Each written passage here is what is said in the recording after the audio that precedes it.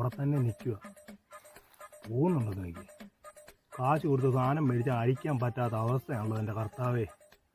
വീട്ടിൽ ഇരുന്ന് അടിക്കാൻ നോക്കിയാൽ പെണ്ണുമ്പിള സമ്മതിക്കില്ല. വെളിയിലോട്ട് ഇറങ്ങിയാൽ ഇതുപോലുള്ള മാറണങ്ങൾ എന്നെ ഇന്ന് ഓടിക്കുക.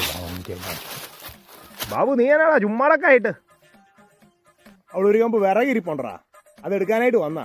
ഓർത്തെടുക്കാതാ വന്നേ. തലയിലോട്ട് വിറകെടുത്ത് വെക്കുമ്പോൾ ചുമ്മാടില്ലേലേ, അതിന്റെ കമ്പ് തലയെ കൊണ്ടു കയറും. തലയിൽ മുടിയില്ലല്ലോ. നീ എന്നാ ഇവിടെ വന്ന് നിൽക്കുന്നത്? ഞാൻ ഓർത്ത് നീ സാധനം മേടിക്കാൻ ഇവിടെ വന്നാ എന്നെ ഒഴിവാക്കിയിട്ടെന്ന്. എടാ എപ്പോഴേലും സാധനം എടുത്തിട്ട് നിന്നെ വിളിക്കാതെ പോയിട്ടുണ്ടോ? നിന്റെ കയ്യിൽ എടുക്കാൻ പൈസ ഇല്ലായിരുന്നു.